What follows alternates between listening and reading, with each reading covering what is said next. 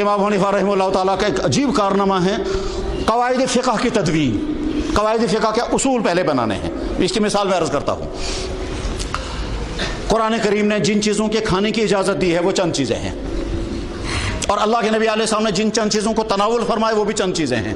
گندم، جو، کھجوریں، انگور، انار اور ایک دو پھل اور ہیں.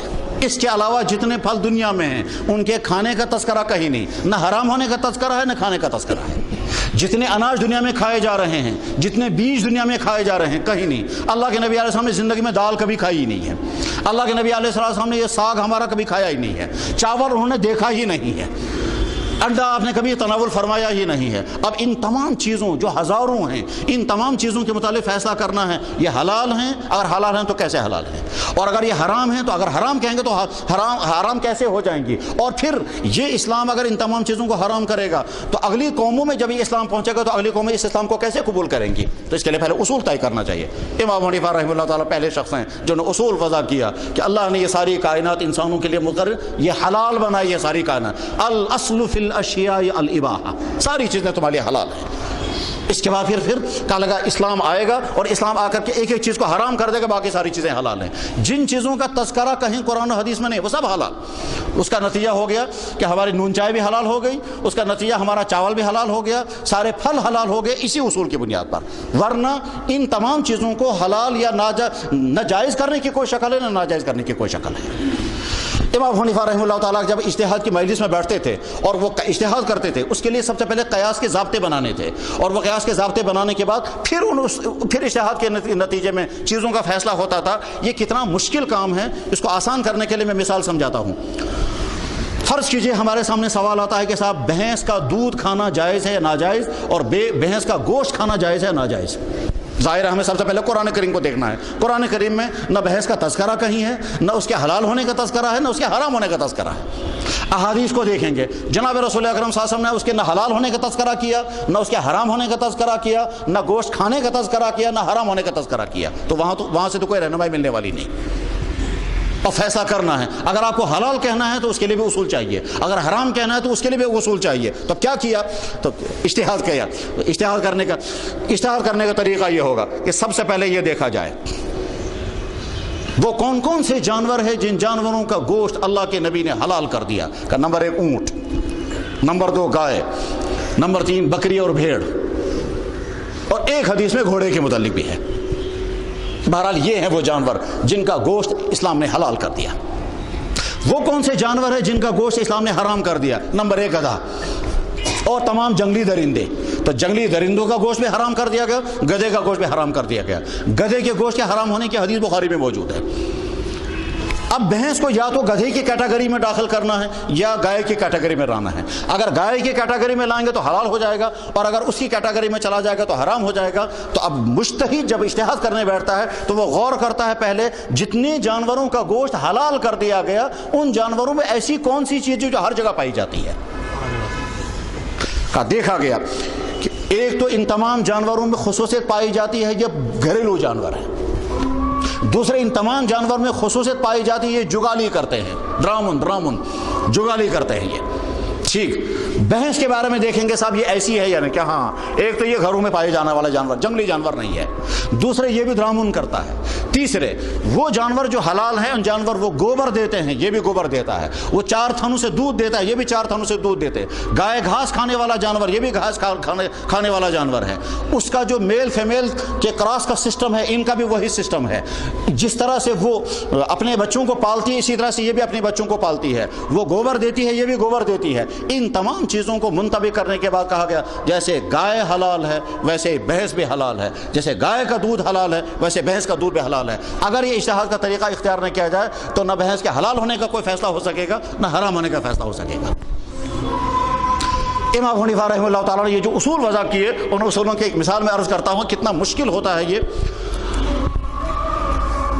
آج کے زمانے میں چونکہ انڈسٹری کا دور ہے، صنعتی انقلاب نے چیزوں کو آسمان تک پہنچا دیا ہے۔ پچھلی انسانی تاریخ میں صنعت ایسی ترقی یافتہ نہیں تھی۔ 17ویں صدی سے جب سائنسی اور صنعتی انقلاب آیا، اس کے نتیجے میں صنعت نے بے شمار نئے مسائل پیدا کر دیے۔ ان مسائل میں سے ایک مسئلہ یہ ہے کہ دنیا میں جیلاٹین بنایا جاتا ہے۔ یہ جیلاٹین جو ہے وہ کولاجن سے بنتا ہے۔ کولاجن جو ہے وہ یا تو پھلوں سے نکالا جاتا ہے یا سبزیوں سے نکالا جاتا ہے، اور زیادہ تر کولاجن جو ہے وہ جانور کی ہڈیوں سے نکالا ہوا گودا ہے۔ یہ جانور کی ہڈیوں سے نکالا ہوا گودا کولاجن بنتا ہے۔ کولاجن کے بعد پھر ایک لمبے پروسیس سے گزارنے کے بعد پھر یہ جیلاٹین بنتا ہے، اور یہ جیلاٹین جو ہے یہ تقریباً 500 دوائیوں میں استعمال ہوتا ہے، اور تقریباً 250-300 لوشنوں کے اندر یہ بھی استعمال ہوتا ہے۔ کیپسول کا کور بھی وہی ہے، اور بہت سارے ٹیبلٹس کے اوپر بھی یہی کور ہوتا ہے۔ اب اس کو حلال مانا جائے تو کیسے، جبکہ وہ مردار جانور کی ہڈیوں سے لیا ہوا گودا ہے؟ اگر اس کو حرام مانا جائے تو ان تمام مشکلات کا حل کیا ہوگا؟ ظاہر 500 دوائیوں میں استعمال ہونے والی چیز ہے، اس کو کیسے ہم حرام کہہ سکیں گے؟ اگر حرام کہیں گے تو دنیا والے فوراً کہیں گے دیکھو تمہارا اسلام ہمارے دور کا ساتھ نہیں دے رہا ہے، تمہاری دوائیوں کو بھی حرام کر رہا ہے۔ اور اگر حلال کہیں گے تو حلال کہنے کی کوئی شکل نہیں نکل رہی ہے، اس لیے کہ وہ جانوروں کی ہڈیوں سے نکالا ہوا گودا ہے، تو کیا کیا جائے؟ چنانچہ اس موضوع پر ایک عالمی سیمینار ہوا مکہ مکرمہ میں، کوئی فیصلہ نہیں کر سکے وہاں علماء۔ پھر ایک دوسرے ملک میں سیمینار ہوا، وہاں بھی کوئی فیصلہ نہیں ہو سکا۔ پھر اس کے بعد ایک زمانے میں بمبئی میں اس پر میٹنگ ہوئی، کوئی فیصلہ نہیں ہو سکا۔ اس کے بعد پھر حیدرآباد میں ایک میٹنگ چل رہی تھی اسی ٹاپک پر کہ صاحب جیلاٹین جو تقریباً 500 دوائیوں میں استعمال ہونے والی ایک لازمی لکوڈ چیز ہے، اس سے ہم بچ نہیں سکیں گے، اس کو حلال مان لیں تو کیسے حلال مانیں گے جب وہ مردار جانور کی ہڈیوں سے نکالا ہوا گودا ہے؟ اور اگر حرام مان لیں تو امت مشکلات میں پھنس جائے گی، کیا کیا جائے گا؟ چنانچہ پھر میٹنگوں پر میٹنگیں ہوتی رہیں، کوئی فیصلہ نہیں ہو سکا۔ تو مجھے یاد آتا ہے کہ جب حیدرآباد میں سیمینار ہو رہا تھا، حیدرآباد کے سیمینار میں ایک عرب عالم کھڑے ہو کر کے کیا کہتے ہیں؟ کہتا ہے، وہ یوں کہتا ہے، واللہ لست بحنفی، لوگوں بھائی میں حنفی نہیں ہوں، ولیکن حل هذه المشکلہ فی فقہ الحنفی، اس مشکل کا حل فقہ حنفی میں نکل آئے گا۔ جو وہ کہہ رہا تھا سننے والے سمجھ رہے تھے، کیونکہ وہ سارے علماء تھے، وہ تو سارے بڑے بڑے محققین تھے، بڑے بڑے فقہا تھے، وہ سب سمجھ رہے تھے یہ کیا کہہ رہا ہے۔ کیا تھا وہ؟ امام حنیفہ رحمہ اللہ تعالیٰ کے فقہ حنفی میں ایک اصول ہے، وہ اصول یہ ہے کہ کسی چیز کی حقیقت اگر بدل جائے تو اس کا شرعی حکم بھی بدل جاتا ہے۔ تبدیلی ماہیت کے نتیجے میں تبدیلی احکام ہو جاتے ہیں، انقلاب ماہیت کے نتیجے میں حکم بھی بدل جاتا ہے۔ گوبر کو جلا دیا گیا، جلانے کے بعد اب یہ راکھ بن گئی، کیا یہ راکھ بھی ناپاک ہے جیسے گوبر ناپاک تھا؟ جواب ہے اگر نہیں، اب یہ ناپاک نہیں ہے، وہ تو گوبر کی حقیقت بدل چکی ہے، اس کا کیمیکل چینج بھی ہو گیا، اس کا فزیکل چینج بھی ہو گیا، اس کی تاثیر بھی ساری بدل گئی، آگ نے اس کی تمام حقیقت بدل دی ہے۔ اب یہ راکھ جو ہے یہ راکھ پاک ہے، گوبر پہلے ناپاک تھا۔ انسانی فضلہ جمع کیا گیا، اس کو جلایا گیا، جلانے کے بعد یہ جو راکھ ہے، یہ راکھ اگر بدن میں لگ جائے گی یہ ناپاک نہیں ہے۔ یہ اس کی سادہ سی مثال ہے۔ انقلاب حقیقت سے احکام بدل جاتے ہیں۔ یہ اصول کہاں سے لیا تھا؟ امام حنیفہ نے یہ اصول لیا ہے حدیث سے، اور وہ حدیث ہے حدیث بریرہ۔ حضرت بریرہ رضی اللہ تعالیٰ عنہ حضور نبی علیہ السلام کے گھر میں ایک باندی تھی، آزاد شدہ باندی تھی۔ ایک مرتبہ حضور گھر میں تشریف لائے تو جب کھانے کے لیے بیٹھے تو حضور کی خدمت میں کوئی سیدھا سادہ کھانا پیش کیا گیا، تو آپ نے فرمایا کہ جس وقت میں اندر آیا تھا اس وقت گوشت کی خوشبو آ رہی تھی، سو ماز کا جو وہ گوشت کہاں رکھا گیا؟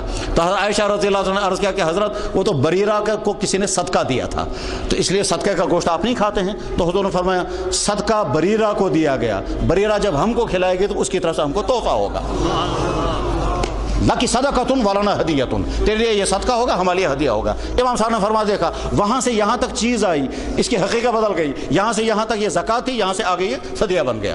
اسی سے اصول نکال کر کہا تبدیلی حقیقت سے تبدیلی ماہیت سے تبدیلی حکم ہو جاتا ہے۔ چنانچہ اس اصول کو منطبق کیا گیا۔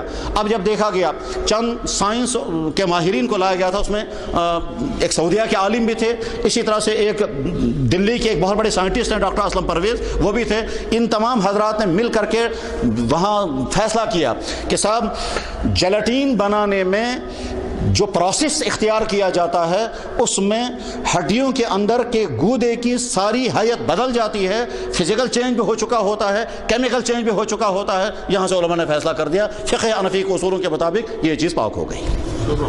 چنانچہ کیپسول کا کور، اسی کا وہ کیپسول کا کور جو وہ وہی ہوتا ہے، اور یہ جو لوشن لگائے جاتے ہیں اور یہ جو عورتیں گھونٹوں پر لگاتے ہیں وہ لالی، اور اسی طرح سے ناخنوں پر جو لگایا جاتا ہے وہ سارا وہی ہوتا ہے۔ اس طرح سے فقہ حنفی کے نتیجے میں وہ مسئلہ حل ہوا جس کے ساری دنیا کے چاروں فقہا کے ماننے والے گھٹنے ٹیک کر بیٹھے تھے، حل نہیں نکل رہا تھا کچھ۔ امام حنیفہ رحمہ اللہ تعالیٰ کا کارنامہ یہی ہے کہ آپ نے دنیا کے انسانوں کے سامنے وہ فقہی ضابطہ پیش کر دیا جس کے نتیجے میں دین آسان سے آسان تر ہو گیا۔ یہی وجہ ہے کہ امام شافعی رحمہ اللہ تعالیٰ نے کیا فرمایا تھا، ابھی آپ نے سنا، الخلق عیال علی ابی حنیفہ فی الفقہ، ساری مخلوق فقہ میں امام حنیفہ کے سامنے گھٹنے ٹیکنے پہ مجبور ہے، محتاج ہے۔ امام صاحب رحمہ اللہ تعالیٰ کا بڑا کارنامہ یہ کہ آپ نے انفرادی اجتہاد نہیں کیا، اجتماعی شورائی اجتہاد کا سلسلہ آپ نے قائم کیا۔ قانون ایک وسیع ترین دنیا ہے، اگرچہ دنیاوی قوانین جو ہیں وہ کچھ اور ہیں اور فقہ اسلامی کچھ اور ہے، فقہ بے انتہا وسیع ترین چیز ہے، قانون اس کا ایک حصہ ہے، لیکن دنیا کے جتنے قوانین ہیں ان کے مقابلے میں جب ہم اسلامی قانون کو لاتے ہیں تو تبھی لا سکتے ہیں جب فقہ ہوگا۔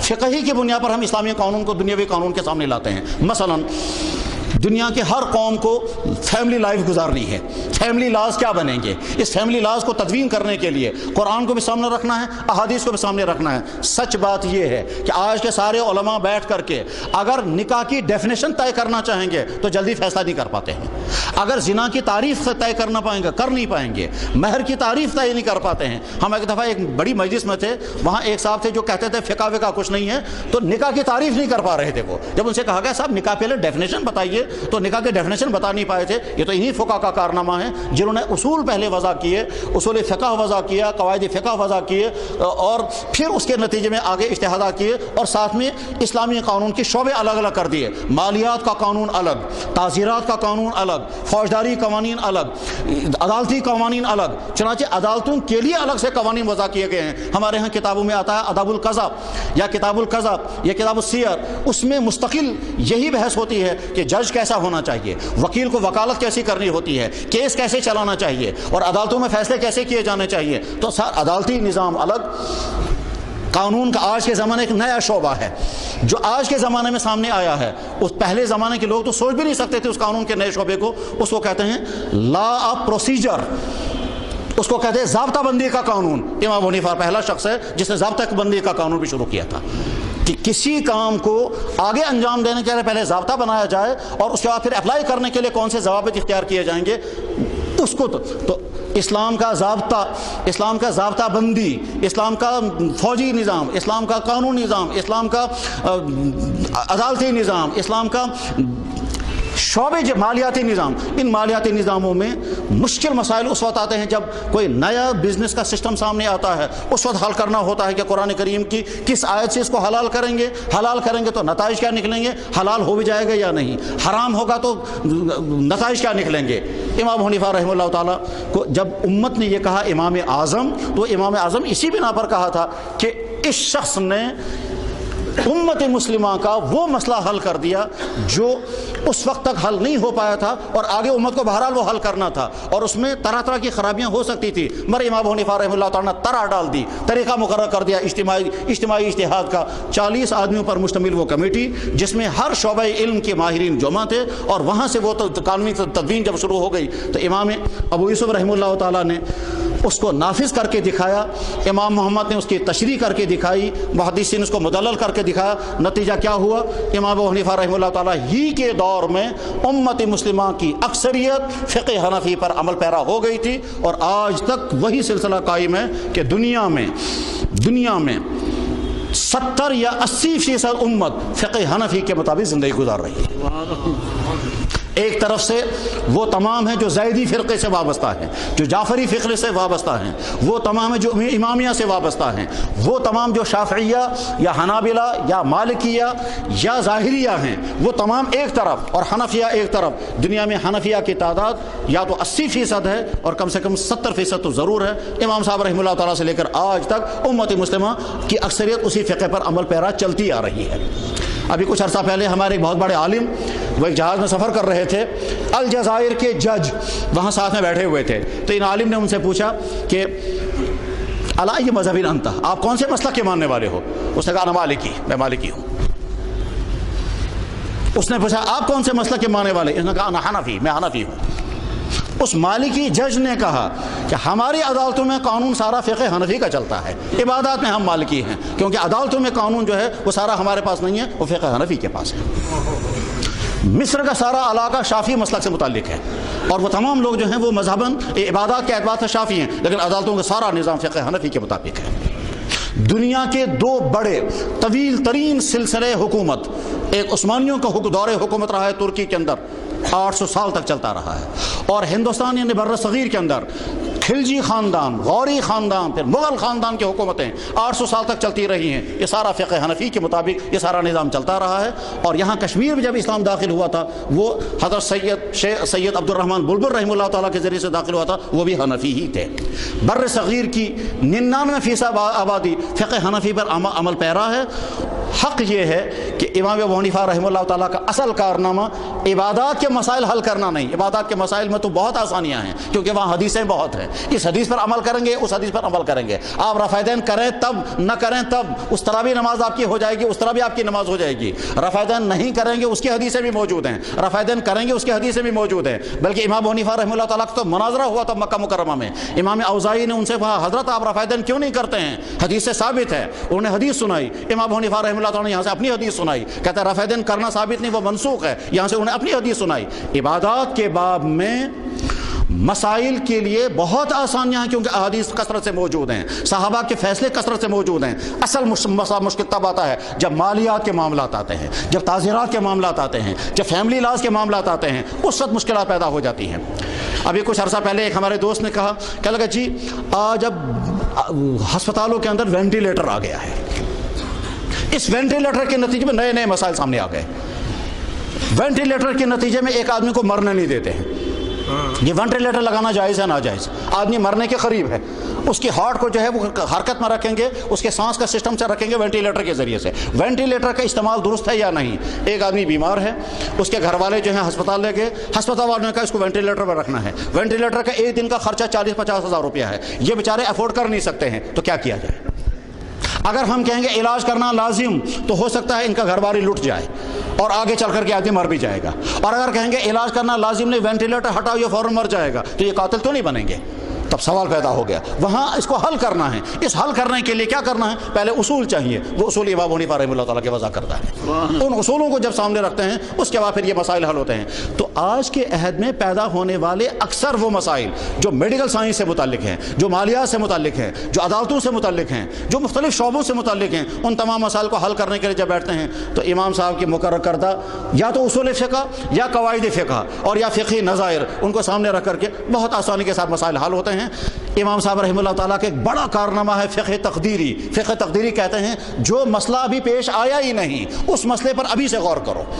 ان سے کسی نے کہا حضرت صحابہ پسند نہیں کرتے تھے نئے نئے مسئلے سامنے لانا، اور نئے نئے مسئلے سامنے لانے کے بعد خود ہی یہاں سے فیصلے کرنا۔ امام ابو حنیفہ رحمہ اللہ تعالیٰ نے فرمایا کہ ہم آگ لگنے سے پہلے کنواں کھود لیتے ہیں، ہم اس کے انتظار میں نہیں، جب آگ لگے گی پھر ہم کنواں کھودیں گے، ہم آگ لگنے سے پہلے کنواں کھود لیتے ہیں۔ یعنی ابھی مسئلہ پیش نہیں آیا، ہم پہلے فیصلہ کر کے رکھتے ہیں کہ یہ چیز جائز ہے ناجائز ہے۔ یہی امام ابو حنیفہ رحمہ اللہ تعالیٰ کا کارنامہ تھا۔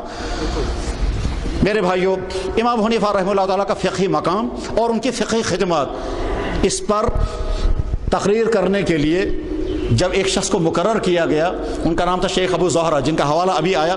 شیخ ابو زہرہ 1 سال تک جامع ازہر میں شیخ ابو زہرہ امام ابو حنیفہ رحمہ اللہ تعالیٰ کے فقہ پر تقریر کرتے رہے۔ اب ظاہر ہے 1 سال تک وہ روزانہ لیکچر دیتا تھا اور ایک ٹاپک پر لیکچر تیار کر کے آتا تھا پھر دیتا تھا۔ امام ابو حنیفہ رحمہ اللہ تعالیٰ کا طریقہ، کہتا ہے امام ابو حنیفہ احادیث کو نہیں مانتے، انا للہ و انا الیہ راجعون۔ اس سے زیادہ کس بیانی دنیا میں اور کوئی نہیں کہ امام ابو حنیفہ رحمہ اللہ حدیث پر عمل نہیں کرتے۔ امام ابو حنیفہ رحمہ اللہ تعالیٰ وہ شخصیت ہیں جو کہتے ہیں اگر حدیث ضعیف ہو جائے اس پر بھی عمل کرو، حدیث اگر مرسل ہوگی اس پر بھی عمل کرو۔ حدیث مرسل اس حدیث کو کہتے ہیں کہ جس میں حدیث بیان کرنے والا یہ کہتا ہے کہ جناب رسول اکرم صلی اللہ علیہ وسلم نے یہ بات ارشاد فرمائی حالانکہ اس نے حضور سے ملاقات نہیں کی ہے، وہ صحابی نہیں ہے۔ مثلا امام مجاہد حضرت عبداللہ ابن عباس کے شاگرد ہیں، یہ حدیث بیان کرتے ہیں۔ امام مجاہد صحابی نہیں ہیں اور انہوں نے حضور سے ملاقات نہیں کی ہے، یہ حدیث بیان کرتے ہیں۔ کیا کہتے ہیں؟ جناب رسول اکرم صلی اللہ علیہ وسلم نے حلال جانور کی 7 چیزیں کھانے سے منع کر دیا۔ امام مجاہد فرماتے ہیں جناب رسول اکرم صلی اللہ علیہ وسلم نے حلال جانور کی 7 چیزیں کھانے سے منع کر دیا۔ ان 7 چیزوں میں سے ایک چیز خون ہے اور باقی وہ 7 چیزیں ہیں جن میں وہ ٹیسٹیز ہیں اور دوسری 7 چیزیں ہیں۔ یہ حدیث امام مجاہد بیان کر رہے ہیں، کہتے ہیں حضور نے فرمایا، حالانکہ امام مجاہد نے حضور کو دیکھا نہیں، تو لازماً بیچ میں کوئی صحابی ہے۔ لیکن صحابہ کا نام وہ لے نہیں رہے ہیں. اب کیا کیا جائے؟ اس حدیث کو رد کر دیں؟ مگر وہ تو بہت بڑا تابعی ہے، وہ کوئی معمولی انسان نہیں ہے. صحابہ کے شاگرد ہے. عبداللہ ابن عباس رضی اللہ تعالیٰ عنہ سے 32 سال اس شخص نے قرآن پڑھا. اور عبداللہ ابن عباس جب دنیا سے رخصت ہو گئے تو عبداللہ ابن عباس کے مسند درس تفسیر امام مجاہد نے سنبھالی تھی، اور خانہ کعبہ کے اندر درس دیا کرتے تھے. آپ کیسے اس کی حدیث کو رد کر سکتے ہیں؟ ٹھیک ہے اس نے حضور کا صحابی کا نام نہیں لیا، اس نے مختصر کا اللہ کے نبی علیہ السلام نے یہ بات ارشاد فرمائی. اس حدیث کو کہتے ہیں حدیث مرسل. اس حدیث مرسل کو قبول کرنا ہے، اس پر عمل کرنا ہے یا رد کر دینا ہے. امام حنیفہ فرماتے ہیں ہمارے سر آنکھوں پر ہم اس حدیث پر بھی عمل کریں گے. تو امام حنیفہ رحمہ اللہ تعالیٰ تو حدیث پر عمل کرنے کے لیے کہتا ہے صاحب اگر حدیث ضعیف ہے، بجائے اس کے میں اپنی عقل پر عمل کروں گا، میں حدیث ضعیف پر بھی عمل کروں گا. اب لوگ کہتے ہیں کہ صاحب امام حنیفہ رحمہ اللہ تعالیٰ حدیث جانتے ہی نہیں تھے، یا وہ حدیث ضعیف حدیث پر عمل ہی نہیں کرتے ہیں. نہیں، امام صاحب رحمہ اللہ تعالیٰ کا اپنا طریقہ کار جو انہیں بیان کیا تھا وہ یہی کہ ہم جب مسئلہ سامنے آتا تو سب سے پہلے قرآن کریم کی آیت دیکھتے ہیں. مثلا سوال آیا مقتدی کو قرات کرنی چاہیے یا نہیں؟ امام صاحب نے فرمایا قرآن کریم کی آیت ہے، اللہ تعالیٰ فرماتے ہیں جب قرآن پڑھا جائے چپ رہو، اس سے مقتدی کو چپ رہنا ہے. آج حضرت ادھر سے حدیث آئی ہے جس میں اللہ تعالیٰ فرما رہے ہیں کہ تمہاری نماز صحیح نہیں ہوگی جب تک سورہ فاتحہ نہیں پڑھو گے. امام صاحب فرماتے ہیں امام صاحب تو پڑھ رہے ہیں نا سب کی طرف سے، وہ تو امام صاحب امام ہے ہی اسی لیے وہ سب کی طرف سے پڑھ رہے ہیں. اس حدیث میں یہ نہیں ہے کہ مقتدی کو پڑھنا یا امام کو پڑھنا ہے. امام پڑھ رہا ہے، امام کے لیے دوسری حدیث موجود ہے من کان لہ امام فقراۃ الامام لہ قراۃ. امام نے قرات کا لی مقتدیوں کی طرف سے سب کی طرف سے. ایک دفعہ کچھ لوگ آئے امام صاحب سے بحث کرنے کے لیے. امام صاحب نماز پڑھ کے جب باہر نکلے تو بہت بڑا جم غفیر آیا. کہنے لگا صاحب آپ کہتے ہیں سورہ فاتحہ نہیں پڑھنی ہے. امام صاحب نے کہا بھائی آپ اتنے حضرات ہیں، میں اکیلا سب سے کیسے بات کروں گا؟ آپ لوگ کسی ایک آدمی کو مقرر کر دو، اس کے ساتھ میں بات کرتا ہوں.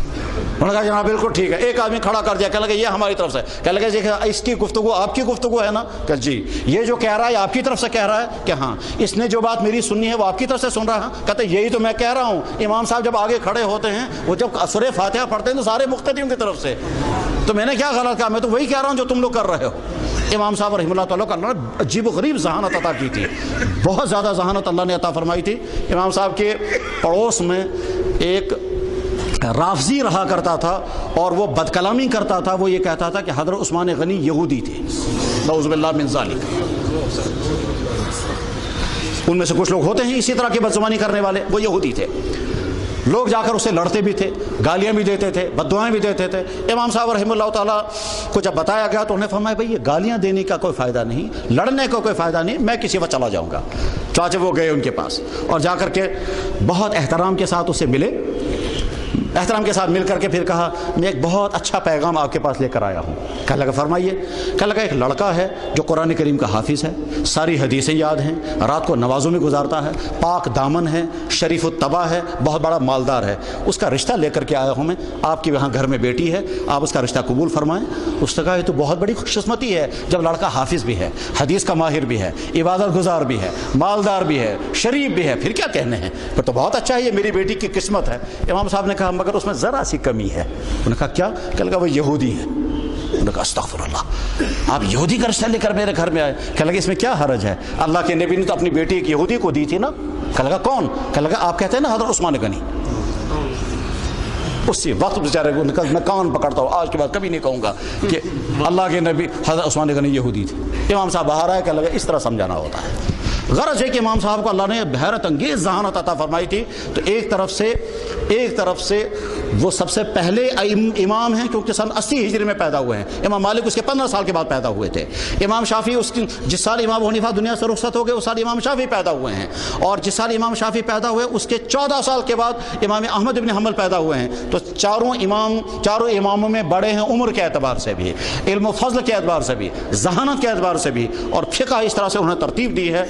اس امام حنیفہ رحمہ اللہ تعالیٰ کی فقہی خدمات کو سمجھنے کے لیے جتنا وسیع مطالعہ مطلوب ہے، جب وہ وسیع مطالعہ آپ کریں گے تو اس وقت سمجھ میں آئے گا امام صاحب رحمہ اللہ تعالیٰ کا کارنامہ کتنا ہے. ایک یورپین مصنف نے لکھا ہے امام محمد رحمہ اللہ تعالیٰ کے متعلق کہ امام محمد امام ابو حنیفہ کے شاگرد تھے. انہوں نے مالیاتی نظام پر اتنی کتابیں لکھی، بین الاقوامی قانون پر اتنی کتابیں لکھی، فیملی لاز کے متعلق اتنی کتابیں لکھی. جب ان کا چھوٹا محمد ایسا ہے تو بڑا محمد کیسا ہوگا؟ اور جب امام محمد رحمہ اللہ تعالیٰ سے جب پوچھا گیا انہوں نے کہا یہ سارا فیض ہے امام ابو حنیفہ رحمہ اللہ تعالیٰ کا. یقیناً امام ابو حنیفہ رحمہ اللہ تعالیٰ اس امت کے لیے عظیم الشان احسان اللہ کا تھا جس نے ایک شخص کے اندر اتنی خصوصیات پیدا کر دی، جن خصوصیات کے نتیجے میں اس نے ایک ایسا طریقہ کار اختیار وضع کر دیا جس کے نتیجے میں ہم صرف اسلام پر عمل کرنے کے لیے مجبور ہیں، وضو سے لے کر کے مرنے تک کے تمام مسائل حل کر کے رکھے ہیں، کہیں کوئی مسئلہ اٹکا ہوا نہیں۔ اگر کوئی مسئلہ ہے تو جو نیا پیش آئے گا مسئلہ وہ تو ہوگا، ورنہ تمام مسائل حل شدہ ہیں، کہیں الجھن نہیں آتی ہے۔ مشکل سے مشکل مسئلہ سامنے آتا ہے، اصول کی بنیاد پر ہم اس کو حل کر سکتے ہیں، اور اس کے بعد پھر جزیات کے نتیجے میں تو تمام حل شدہ موجود ہیں۔ بہرحال امام ابو حنیفہ رحمہ اللہ تعالیٰ کو امام اعظم ساری امت نے تسلیم کیا ہے، سراج الامہ امام اعظم نعمان بن ثابت ابو حنیفہ علیہ الرحمہ، اللہ تعالیٰ شان ان کے درجات کو بلند سے بلند تر فرمائے، عظیم الشان مقاموں کو عطا فرمائے۔ علامہ انور شاہ صاحب رحمہ اللہ تعالیٰ نے جب دیوبند میں ایک مرتبہ کسی مسئلے پر درس دیا اور یمن کے محدث آئے تھے اور 8 دن تک وہ علامہ انور شاہ صاحب کا حدیث کا درس سنتے رہے، 8 دن کے بعد اس نے کہا لو حلفت انہ عالم من ابی حنیفہ لما حنثت، اگر میں قسم کھاؤں گا کہ یہ علامہ انور شاہ صاحب ابو حنیفہ سے بڑا عالم ہے تو میں جھوٹی قسم نہیں کھاؤں گا۔ جب علامہ انور شاہ صاحب رحمہ اللہ تعالیٰ نے یہ بات سنی تو دیوبند کی جامع مسجد میں نماز پڑھ کر کے باہر نکلے اور فرمایا ان صاحب نے ہماری تعریف میں مبالغہ کیا ہے، امام عالم کا مقام اتنا اونچا ہے کہ میں جب دیکھنے لگتا ہوں تو میری ٹوپی گر جاتی ہے، مقام نظر نہیں آتا۔ وآخر دعوانا الحمد للہ رب العالمین۔